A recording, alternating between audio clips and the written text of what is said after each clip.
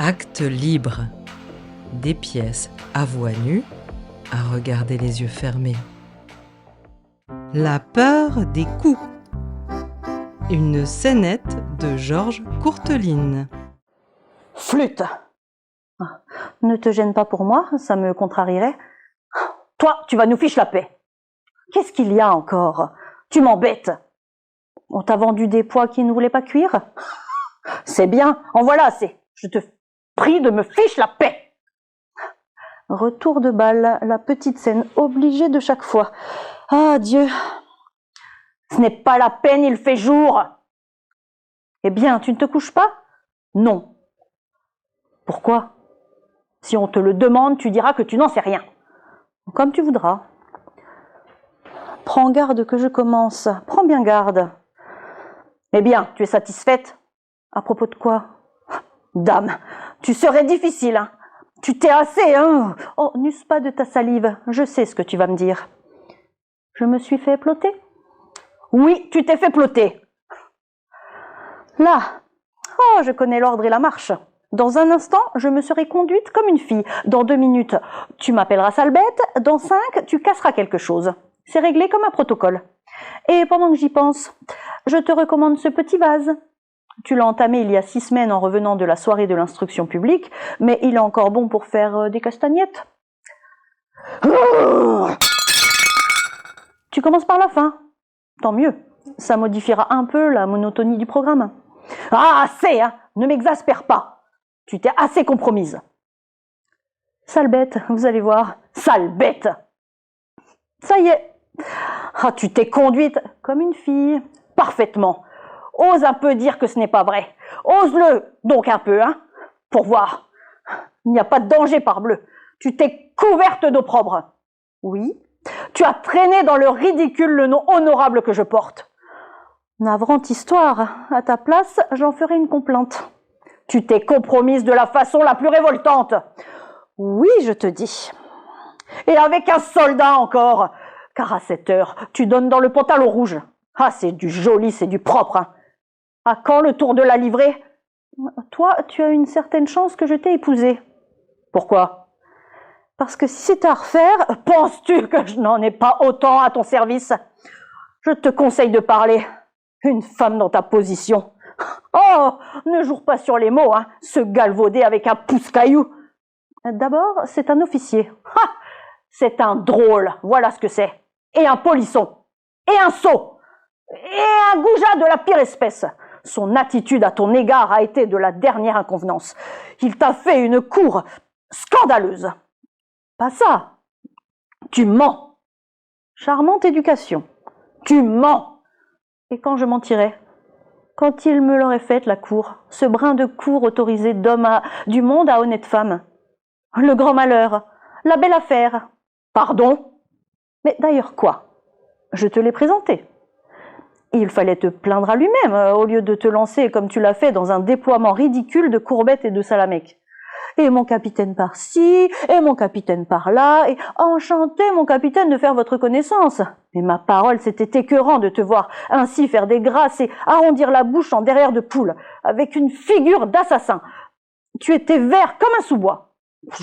Seulement voilà, ce n'est pas la bravoure qui t'étouffe. Alors, tu n'as pas osé.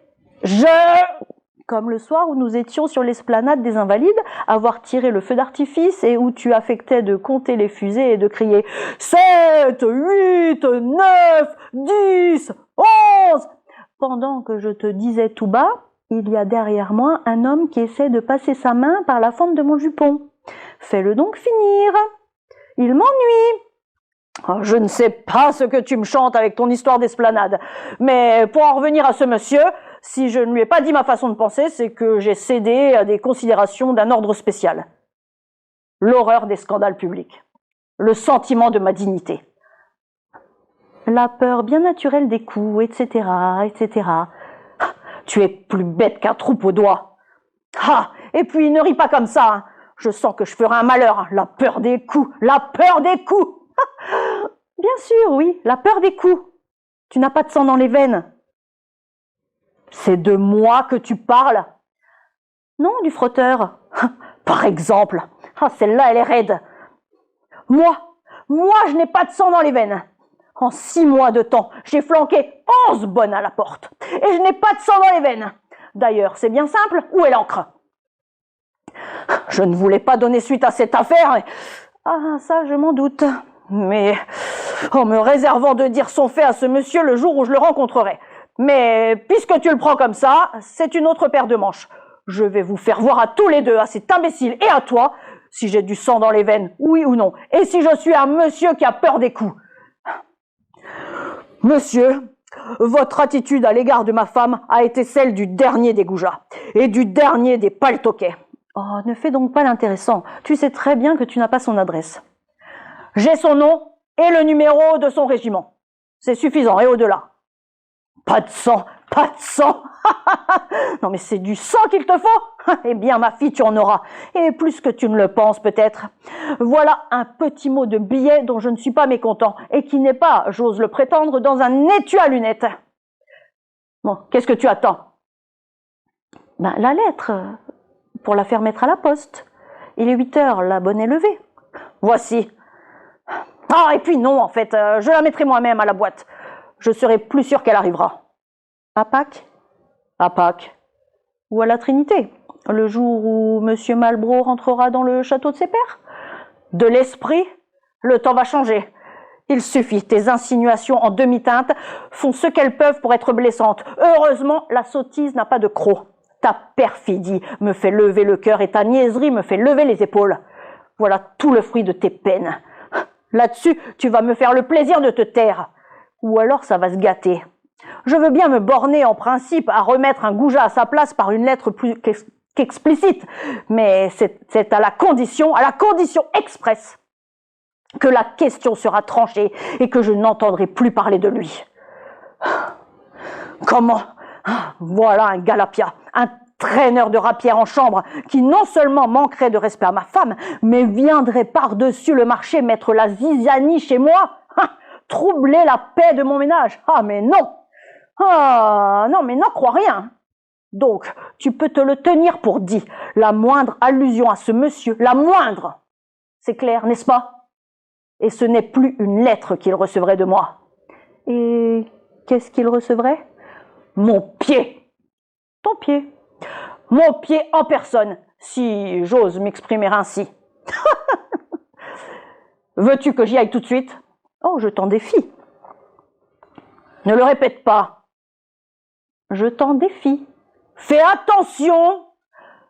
Je t'en défie. Pour la dernière fois, réfléchis bien à tes paroles. Oh, devant Dieu qui me voit et m'entend, nous nagerons dans la tragédie si je passe le seuil de cette porte. Le seuil. Le voilà, le seuil. Et voici la porte grande ouverte. Aglaé. Bah, passe-le donc un peu. Passe-le donc, le seuil de la porte. Non, mais passe-le donc, que je vois. Et va donc lui donner de ton pied à ce monsieur. Aglaé. Mais va donc, voyons. Qu'est-ce qui te retient? Mais qu'est-ce qui t'arrête? Va donc. Va donc, va donc, va donc. Tu me donnes des ordres? Mais Dieu me pardonne, hein. Va donc, dit madame, va donc. Oh, c'est étonnant comme j'obéis, hein. En vérité, tu aurais seulement 10 ans de moins, je t'administrerais une fessée pour te rappeler au sentiment des convenances. Qui est-ce qui m'a bâti une morveuse pareille, une gamine? On lui presserait le nez, il en sortirait du lait, qui se permet de donner des ordres et de dire « Va donc à son mari !» Le fait est qu'en parlant ainsi, j'ai perdu une belle occasion de garder pour moi des paroles inutiles. Et tu en perds une seconde en émettant cette vérité d'une ambiguïté si piquante. Car tu la juges telle, j'imagine. Oh, trop poli pour te démentir. Oui? Eh bien, j'ai le regret de t'apprendre que le jour où l'esprit et toi vous passerez par la même porte, nous n'attraperons pas d'engelure. Ça veut dire qu'il fera singulièrement chaud? Singulièrement chaud, oui, ma fille. Tu as cru que c'était arrivé? Comment? Tu ne t'es pas aperçu que je me moquais de toi? Je l'avoue. Tu ne t'es pas rendu compte que je mystifiais ta candeur? Ma foi, non. Jour de Dieu, comme dit Monsieur Pernel. Tu as de la naïveté de reste. Je t'en prie, hein, laisse-moi rire. C'est trop drôle. Me voyez-vous? Non, mais me voyez-vous tombant à 8 heures du matin dans un quartier de cavalerie, le camélia à la boutonnière, et tirant les oreilles à ce monsieur devant un escadron rangé en bataille? Oh, ça ne manquerait pas de chic. Comment donc? Mais qu'est-ce qui t'empêche de le faire? Mais rien. Une niaiserie. La moindre des choses. Mais enfin quoi? Moins que rien, je te dis. Le sentiment du plus élémentaire devoir. Le respect de l'uniforme français. Tu vois que ça ne valait pas la peine d'en parler. Je ne comprends pas. Ah, bien entendu. Un morveux d'officier moutrage. Je ne lui casse pas les reins. Pourquoi? Parce que mon patriotisme, parlant plus haut que ma violence, me crie « Ne fais pas ça, ce serait mal. Songe à la France qui est ta mère et n'attende pas, par un châtiment public, au prestige de l'épaulette. » Je m'incline. Tu ne comprends pas. Si tu te figures que ça m'étonne. Cœur magnanime. Ah, tais-toi donc, vous êtes toutes les mêmes, fermées comme des portes de cachot à tout ce qui est grandeur d'âme, générosité naturelle et noblesse de sentiment. Quelle race! Ah, tu peux rigoler. Je suis au-dessus de tes appréciations, j'ai ma propre estime, qui me suffit, et toi, du moins, tu ne te plaindras pas de moi. Patrie, j'ai fait passer tes affaires avant les miennes. Tu as raté ta vocation, tu aurais dû faire cabotin. Blague, pendant que tu en as le temps. Tu ne triompheras pas toujours, car entre ce monsieur et moi, ce n'est que partie remise. Ah, what? Que je le repince, ce monsieur, qu'il me retombe jamais sous la main. Je lui flanquerai une petite leçon de savoir-vivre qui lui ôtera l'envie de recevoir une seconde. Tu dis des bêtises. Je lui referai une éducation, moi, ce monsieur. Mais oui, avec mon pied dans le derrière. C'est convenu. Tu ne me crois pas? Je ne fais que ça.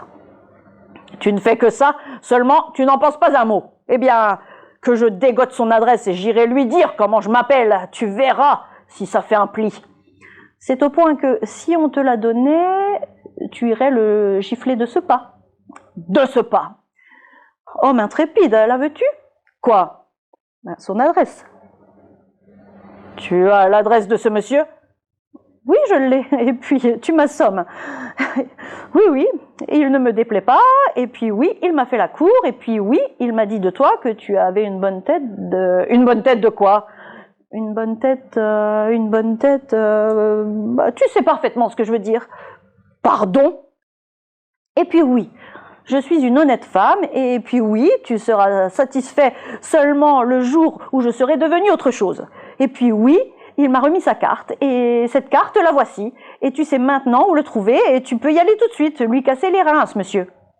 Sa carte! Sa carte! Je me fous de sa carte comme de lui-même, ce qui n'est pas peu dire. Tiens, voilà ce que j'en fais de sa carte des confettis! Ah, polisson drôle, qui a le toupet de donner son adresse à une femme mariée! Mais... et qui se permet de dire de moi que j'ai une bonne tête d'œuf! Si c'est son opinion...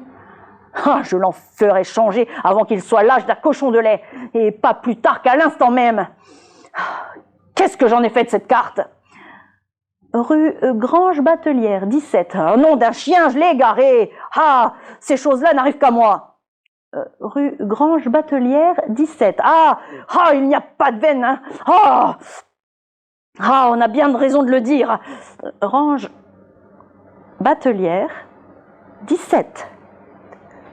Quoi, rue Grange Batelière? Quoi, rue Grange Batelière? Est-ce que tu vas me raser longtemps avec ta rue Grange Batelière? D'abord, qu'est-ce que c'est que ces façons d'élever la voix, puisque, quand je parle, et de causer en même temps que moi? Et ce monsieur. Ah, je t'y pince, hein. Tu voudrais détourner la question, fine mouche. Moi? Je te prends la main dans le sac, flagrant délit d'impertinence. Alors toi, tout de suite, ce monsieur... Tu es roué comme une potence seulement, voilà, ça ne prend pas avec moi, ces malices cousues de corde à puits. Pas une minute. Fais-toi bien assez d'idées-là. D'ailleurs, tout ça, je sais de qui ça vient. Mais ça vient de quelqu'un? Ça vient de ta mère. Mais ça, c'est un comble, par exemple. Qu'est-ce que maman a à voir là-dedans? Elle a à voir que si jamais elle remet les pieds ici, je la prends par le bras et je la flanque à la porte. Mais non, mais... Absolument. Et quant à toi, je te défends de retourner chez elle. Ou c'est à moi que tu auras affaire.